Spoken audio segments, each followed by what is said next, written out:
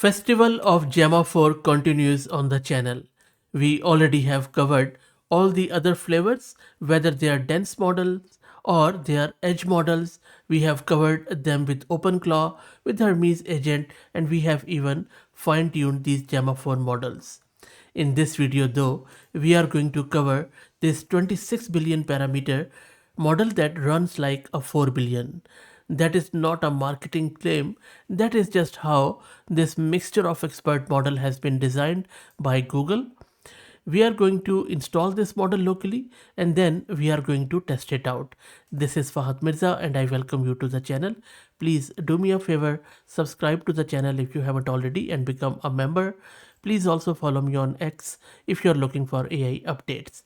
So coming back to this Gemma-4 model, let me first explain what that name actually means. If you look at the name, Gemma-4 is the brand or the model version, 26 billion is the total number of parameters in the model. Then we have A4B, which means only 4 billion of those parameters are active during any single inference pass or whenever you ask it something.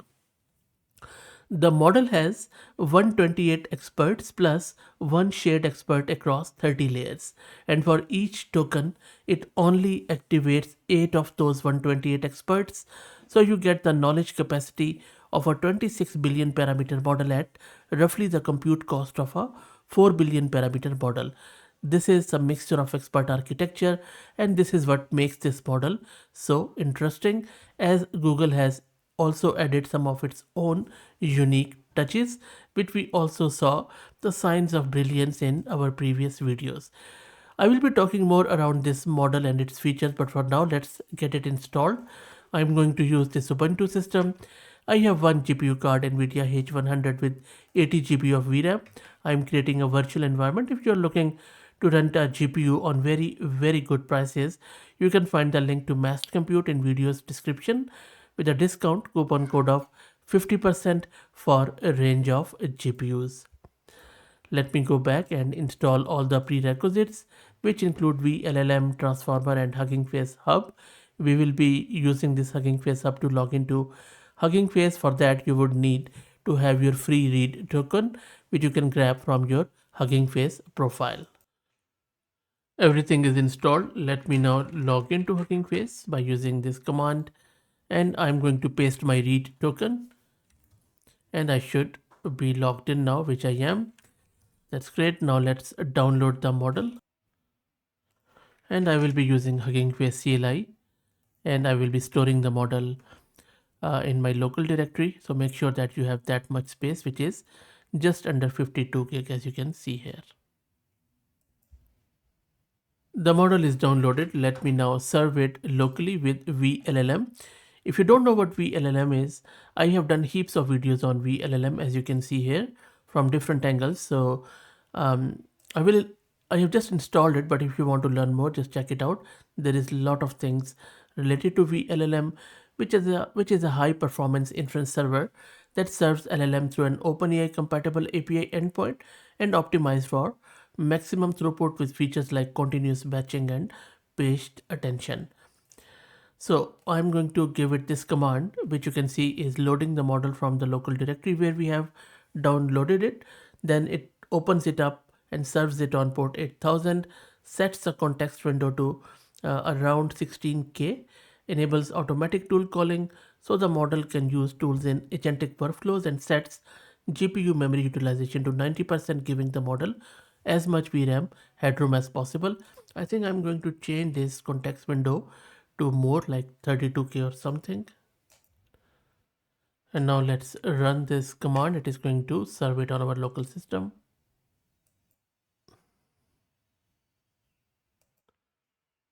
The model is now being served on our local system. I have also opened it in OpenWebUI and the model is loaded. As I said, if you don't know what that thing is, just go search this video or with OpenWebUI and get it installed. This is just a graphical user interface on top of it. Let me also show you the VRAM consumption. You can see that the VRAM consumption is over 75 gig for this model, as it is loaded in full precision. I have answered it in various videos, but still some people are asking why the VRAM consumption is so high. Look, this is not just a model weight, which is just 51 gig, but vLLM also allocates additional VRAM on top of that for several things like KV cache, which stores attention keys and values for all active requests, the CUDA graphs, which vLLM pre-captures for fast inference, the activation memory during the forward pass, and the torch compile cache. But we have just kept the GPU memory utilization 0.90. That is why we are consuming around 75 gig with it or something like that. This is expected behavior. You can reduce the number of amount of KV cache and that stuff to reduce your memory utilization of GPU. Okay, so that's out of the way. Let's try this model out. Okay, let's start with a generic question, and I'm asking it, why don't Australian banks offer 30-year fixed rate home loans? So let's run this. Let's wait for it to finish and we will review this. Now, if you read through this answer, it is genuinely impressive for the model activating only 3.8 billion parameters. And you see, it is talking about why, the secondary mortgage market difference between Fannie Mae and Freddie Mac in US versus Australian banks holding loans on their own balance sheet is accurate, and it is quite well explained. Also, it is talking about hedging cost and negative carry analysis, which actually shows real financial depth for me. And then look at this summary comparison. It is a nice touch that most models skip. So between Australia and US, and didn't ask it but it has done it, which gives you a very correct and accurate picture of the cuff. Okay, so let's try out new chat, and we are going to do a coding test. So for the coding test, I'm going to give it this prompt, which is quite rich and detailed. This prompt is asking the model to generate complex architecturally sound JavaScript simulation code where there will be a 2D terrain where snakes hunt a rat, and that this simulation should tell us how the model does the code planning, code organization, and to hold many independent systems in context simultaneously. It is quite hard. There are a lot of features involved around geography and other stuff. I will let it generate and then we will check out. So let's wait for it to come back. And there you go. It has generated that snake stuff. Let me open it in the browser. Let me reload that file. So there you go. The simulation is working. Seems like there are 3 snakes with distinct behavior: aggressive pursuer following scent trails, ambush snake waiting near burrows. There are a few burrows. There you go. And you see, there was some catch there too. It's all random. I think there is also some flanker predicting the rat's path.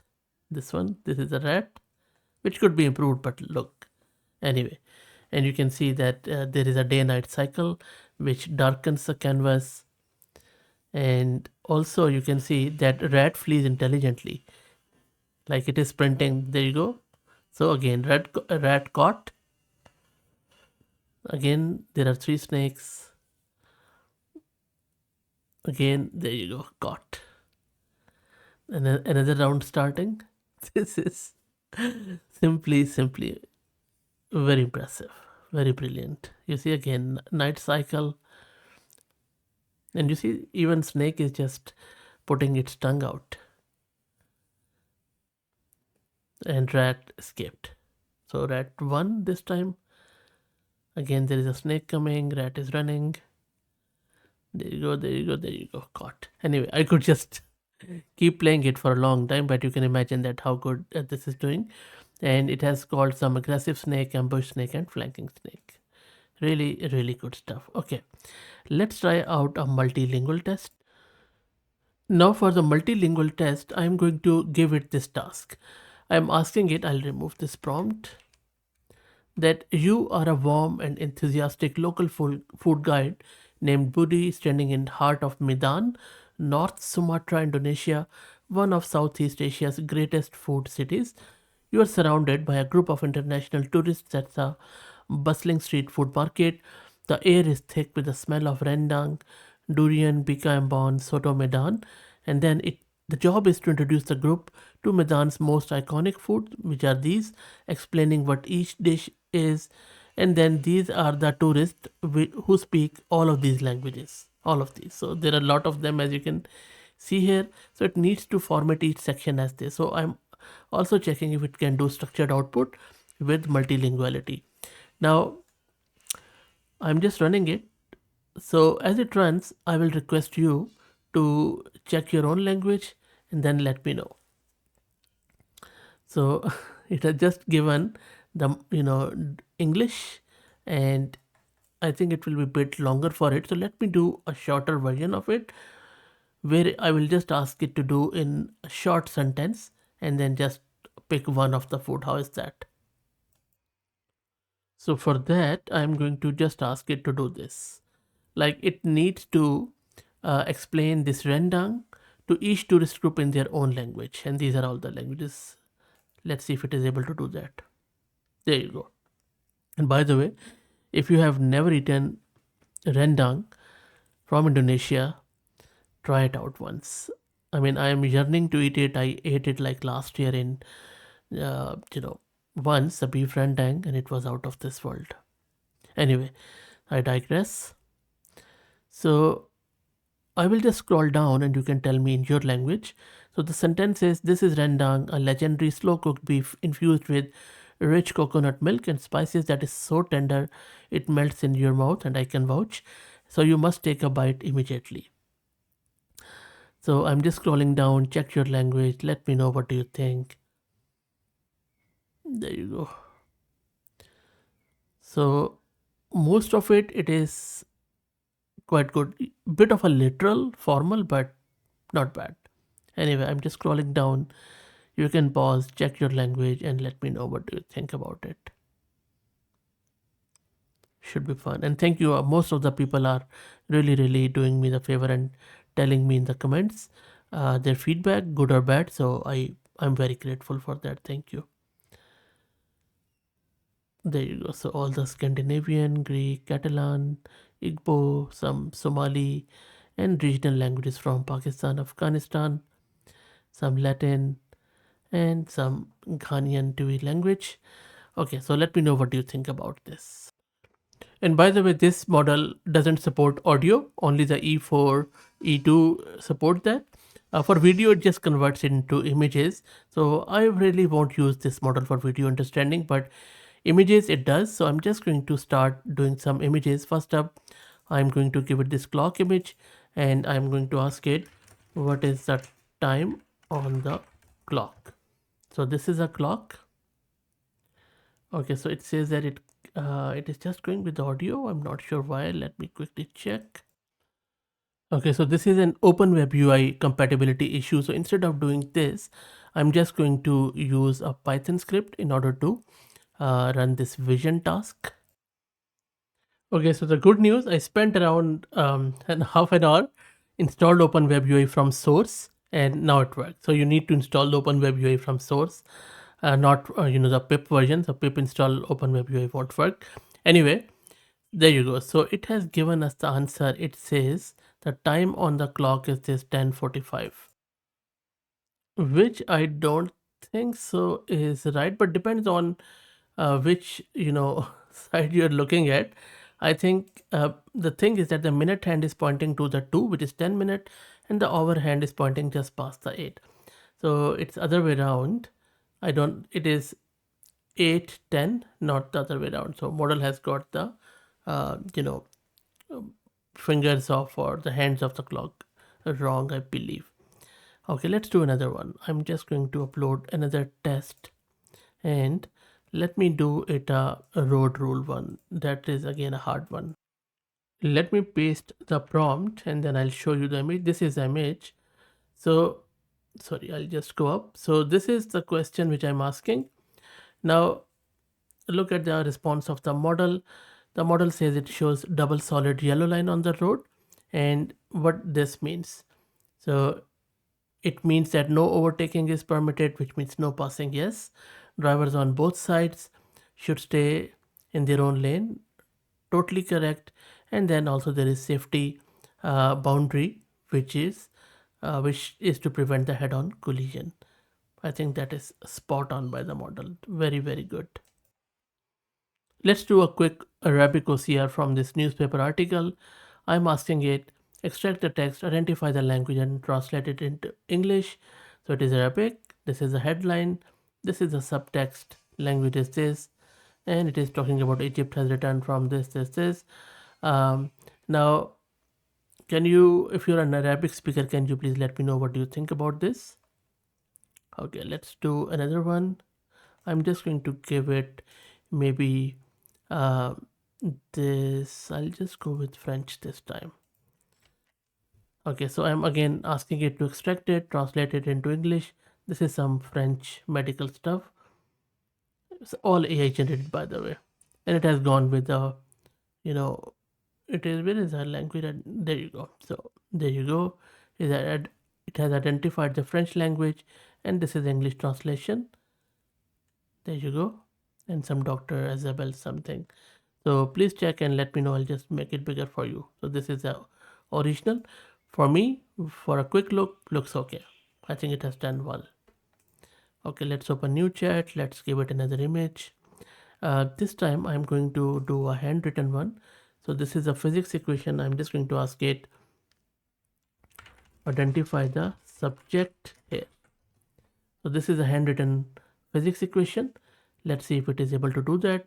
Yes, so not only it has detected the overall broad subject, but also all these equations which are related to these scientific concepts.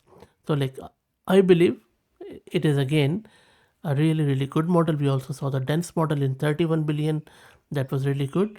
This mixture of expert in 26 billion is not behind either. Let me know your thoughts. Again, please like the video and subscribe and consider becoming a member. Please follow me on X as it helps. Thank you for all the support.